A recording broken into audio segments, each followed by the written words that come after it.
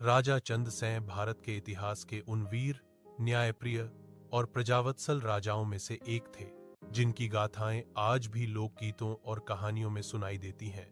उनका राज्य राजस्थान के नागौर क्षेत्र में माना जाता है, जहां उन्होंने अपने साहस, निष्ठा और धर्म पालन से एक आदर्श शासन स्थापित किया।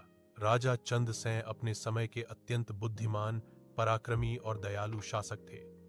वे न केवल युद्ध में वीर थे, बल्कि धर्म, नीति और न्याय के प्रतीक भी माने जाते थे।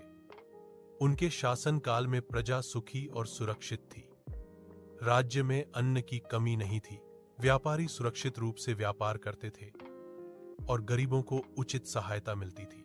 कहा जाता है कि राजा चंद्रसेन का पालन पोषण एक साधु के सानिध्य में हुआ था, जिसने उन्हें धर्म और नीति का ज्ञान दिया। उसी के उपदेशों के अनुसार वे हमेशा सत्य और न्याय के मार्ग पर चले। वे किसी भी निर्णय को लेने से पहले सबकी बात ध्यानपूर्वक सुनते और फिर निष्पक्ष निर्णय देते थे। राजा चंद्रसेन के समय में उनके राज्य पर कई बार बाहरी आक्रमण हुए, लेकिन उन्होंने अपनी वीरता से हर बार अपने राज्य की रक्षा की। एक प्रसिद्ध कथा के अनुसार एक बार एक शक्तिशाली शत्रु राजा ने नागौर पर आक्रमण किया। चंद्रसेन ने अपने सैनिकों के साथ मिलकर डटकर मुकाबला किया।